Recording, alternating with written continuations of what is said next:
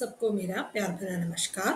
पिछली कक्षा में हमने छायावाद के सामान्य परिचय पर विचार किया है। आगे मैं आप लोगों को छायावाद की प्रमुख प्रवृत्तियों के बारे में बताने जा रही हूँ। तो आइए देखेंगे छायावाद की प्रमुख प्रवृत्तियाँ कौन कौन सी हैं। तो छायावाद में जो है उसकी विशेषताओं के अंतर्गत हम भावगत विशेषताओं को भी रखा जा सकता है और शिल्पगत विशेषताओं को भी रखा जा सकता है। भावगत विशेषताओं से मतलब यह है कि उसके कथ्य में जो विशेषता है वही विषय की विशेषता, और जो शिल्पगत विशेषता है शिल्प पक्ष की विशेषता, भाषा शैली छंद अलंकार इन सभी बातों की विशेषताएं जो शिल्प पक्ष के अंतर्गत आते हैं। आइए देखेंगे भावगत विशेषताओं में क्या क्या आते हैं। व्यक्तिवाद की प्रधानता, श्रृंगार रस का प्रयोग, सूक्ष्म आंतरिक सौंदर्य का वर्णन, प्रकृति का अनूठा चित्रण, काव्य में वेदना और करुणा की अधिकता, अज्ञात सत्ता के प्रति प्रेम भाव, नारी के प्रति नवीन भावना, जीवन दर्शन और काल्पनिकता। और इन सभी बातों को एक एक करके हमें देखना है। आगे देखेंगे। सबसे पहले व्यक्तिवाद की प्रधानता। छायावादी कवियों ने अपनी कविताओं में व्यक्तिगत भावनाओं को अभिव्यक्त किया है। इसका मतलब यह है कि छायावाद की कवियां जो हैं अपने व्यक्तिगत जो फीलिंग्स है उसे अभिव्यक्त किया है, उसे एक्सप्रेस किया है। उन्होंने कविताओं के माध्यम से अपने सुख दुख और हर्ष शोक को वाणी प्रदान करते हुए प्रस्तुत किया है। तो अपने सुख दुख हर्ष शोक सब कुछ जो अपने व्यक्तिगत अनुभूतियां हैं उन सभी को अभिव्यक्त किया है। तो उदाहरण के तौर पर कहेंगे तो मैंने मैं शैली अपनाई, ये पंक्ति जो है निराला की है। तो इस पंक्ति में अपनी व्यक्तिगत भावनाएं छिपी हुई है। मैं नीर भरी दुख की बदली, महादेवी वर्मा की पंक्तियां हैं, उसमें भी व्यक्तिगत भावनाएं हैं। और दूसरा जो प्रमुख विशेषता है श्रृंगार रस का प्रयोग। तो श्रृंगारिकता इसमें छायावादी कविता में किस प्रकार आई है। छायावादी युग की कविताओं में श्रृंगार रस का प्रयोग किया गया है। इस युग का काव्य मुख्य रूप से श्रृंगारी है। यह श्रृंगार अतीन्द्रिय सूक्ष्म श्रृंगार है, मांसल श्रृंगार नहीं है, अतीन्द्रिय सूक्ष्म श्रृंगार है। छायावाद का यह श्रृंगार कौतूहल और विस्मय का विषय है। उसमें जो श्रृंगार परक वर्णनाएं की है वो पाठकों के दिल में हमेशा कौतूहल और विस्मय भरा देता है। यह कोई उपभोग की वस्तु नहीं है। यदि कवि जो है नायिका का जो वर्णन करता है, श्रृंगार परक वर्णन करता है, तो उससे कदापि यह नहीं महसूस होता है कि स्त्री को उन्होंने नारी को उन कवियों ने उपभोग की चीज बनाकर उसका वर्णन किया हो। इसकी अभिव्यंजना में कल्पना एवं सूक्ष्मता है। जो श्रृंगार परकता में श्रृंगारिकता में इन कवियों की श्रृंगार परक वर्णन में अभिव्यंजना और कल्पना एवं सूक्ष्मता छलकती है। तो इसके लिए एक उदाहरण मैं आप लोगों को दे दूंगी। वो प्रसाद जी की पंक्तियां हैं। कामायनी में उन्होंने कहा है, नील परिधान बीच सुकुमार, खुल रहा मृदुल अध खुला अंग। इसमें जो श्रृंगार रस का परिपूर्ण जो प्रयोग देख सकते हैं। तो आगे उसके बाद सूक्ष्म आंतरिक सौंदर्य का चित्रण। छायावादी काव्य में सूक्ष्म आंतरिक सौंदर्य का चित्रण किया गया है। बाह्य सौंदर्य की तुलना में आंतरिक सौंदर्य को अधिक महत्व प्रदान किया है। तो यहाँ पर आप देखिए, बाह्य सौंदर्य से कोई लेना देना नहीं है, आंतरिक सौंदर्य की प्रशंसा की गई है। सौंदर्य के उपासक कवियों ने नारी के सौंदर्य को अलग अलग रंगों का आवरण प्रस्तुत किया है।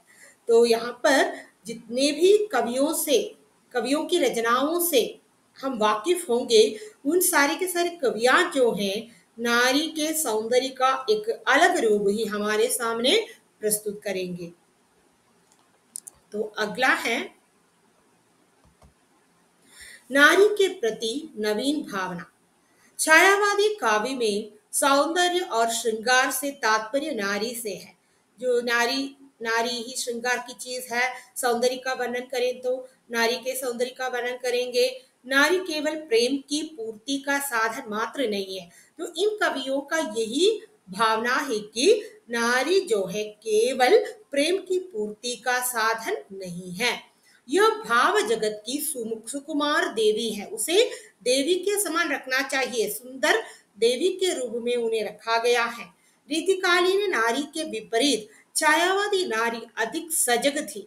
तो रीतिकाल में नारी के सौंदर्य का जो खुल्लम खुल्ला वर्णन है, उसके हिसाब से छायावादी नारी अधिक सजग रही है, अधिक सुधरा हुआ दिखाई देता है, उसे सम्मानजनक स्थान प्रदान किया गया है। तो इस युग के कवियों की यही खासियत है कि उन लोगों ने, उन कवियों ने नारी को सम्मानजनक स्थान प्रदान किया है। इसके लिए एक उदाहरण प्रसाद जी से ही हम ले सकते हैं कि नारी तुम केवल श्रद्धा हो। प्रसाद जी ने नारी को श्रद्धा के रूप में चित्रित किया है। और अगला है जीवन दर्शन। छायावाद में जीवन के प्रति भावात्मक दृष्टिकोण को अपनाया गया है। काव्य का मूल दर्शन सर्वात्मवाद है, सभी सुखी हो, संपूर्ण जगत मानव चेतना से स्पंदित दिखाई देता है। मानव चेतना, मानव मानव के लिए जो जीवन बिताना, हर एक की सहायता करते हुए आगे बढ़ना, मानवीयता सभी में भरपूर दिखाई देता है। यही इस समय की रचनाओं की जो जीवन दर्शन है, छायावाद की एक विशेषता है। और अभिव्यंजना शैली का प्रयोग। छायावादी कवियों ने अपनी भावनाओं को अभिव्यक्त करने हेतु प्रतीकात्मक और लाक्षणिक शैली का प्रयोग किया है। कवियों ने भाषा में अमिधा के स्थान पर लक्षणा और व्यंजना का उपयोग किया है। तो छायावादी कवियों की जो अभिव्यक्ति, उनकी जो एक्सप्रेशंस, अपने मन की अनुभूतियों को उन्होंने किस प्रकार अभिव्यक्त किया है, प्रतीकात्मक ढंग से अभिव्यक्त किया है और लाक्षणिक शैली का प्रयोग किया है। तो उनकी भाषा में, उस समय के कवियों की भाषा में अभिधा से के स्थान पर लक्षणा तथा व्यंजना का अधिक प्रयोग किया गया है। तो देखेंगे तो हमें सीधे सीधे इसका अर्थ समझ में नहीं आएंगे, लक्षणा के तौर पर ही हम उसके अर्थ की तरफ बढ़ जाएंगे। यही इसका जो मतलब है। इसका एक उदाहरण यदि कहेंगे तो, हे अंतरमणि कौन हो तुम, प्रिय चिरंदन है सजदी, क्षण क्षण नवीन सुहागिनी में। इन पंक्तियों में भी सीधे सीधे इसका साक्षात्कार नहीं हो पाएगा। और आगे कुछ शिल्पगत विशेषताएं हैं। तो इसमें मुक्तक गीत शैली है, व्यक्तिकता, भावात्मकता, संगीतात्मकता, संक्षिप्तता, कोमल, छायावादी कवियों के कोमलता, ये सब छायावादी कवियों के काव्य में मिलते हैं। जो प्रतीकात्मकता के बारे में मैंने कहा है, प्राचीन एवं नवीन अलंकारों का प्रचुर मात्रा में प्रयोग किया है। मानवीकरण अलंकार, विरोधाभास, विशेषण विपर्य।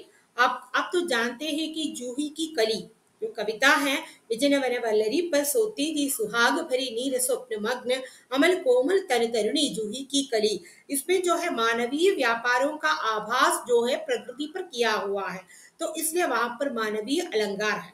तो सुंदर सुरम्य कोमल कांत संस्कृतमयी शब्दावली का प्रयोग भी इस समय की कविताओं की खासियत है। तो प्रकृति को बहुत सुरम्य ढंग से उन लोगों ने प्रस्तुत किया है। खास करके जो सुमित्रानंदन पंत की कविताओं में हम यह देख सकते हैं। उदाहरण के लिए, बासों का चुरमुट, संध्या का छुटपुट है, चहक रही चिड़िया। तो उसी प्रकार, प्रथम रश्मि का आना रंगिनी तूने कैसे पहचाना, कहाँ कहाँ कहाँ है बाल विहंगिनी पाया तूने ये गाना। उस प्रकार रहस्य भाव की भावना इन सारी की सारी कविताओं में हम देख सकते हैं। उसके लिए एक उदाहरण है। प्रसाद जी ने पूछा है एक समय, हे अंतरमणि कौन हो तुम। उसी प्रकार, प्रिय चिरंदन है सजनी, क्षण क्षण नवीन सुहागिन में। महादेवी वर्मा की पंक्तियां हैं। तो वेदना की जो भावना भी छायावाद की एक विशेषता है। तो छायावादी कवियों ने कहा है, तो वेदना की जो भाव उनकी सारी की सारी रचनाओं में यत्र तत्र उपलब्ध होते हैं। तो इसलिए पंत जी ने लिखा है, वियोगी होगा पहला कवि, आह से निकला होगा गान। तो महादेवी वर्मा ने कहा, नीर भी हूं मैं तुम्हारी रागनी भी हूं, मैं नीर भरी दुख की बदली। इन सभी जो रचनाकारों, जो कवियों की रचनाओं में वेदना की भावना देखने को मिलते हैं। तो इस प्रकार देखेंगे तो छायावाद की जो तमाम प्रवृत्तियों में जीवन के विभिन्न भावों की जो झलक हमें देखने को मिलते हैं। और द्विवेदी युग से हटकर छायावादी युग में इतिवृत्तात्मकता चली गई, ब्रजभाषा का भरमार चली गई, संस्कृत निष्ठता चली गई, कोमलकांत पदावली आ गई, मानवीकरण अलंकार आ गई, मुक्त छंद का भरमार होने लगा। तो नारी के प्रति जो दृष्टिकोण भी बदल गई, नारी को जो श्रद्धा की मूर्ति बनाया गया। तो इन सारी की सारी दृष्टि में छायावादी काव्य विशेष महत्व रखते हैं। तो इतना कहकर मैं समाप्त करती हूँ। धन्यवाद।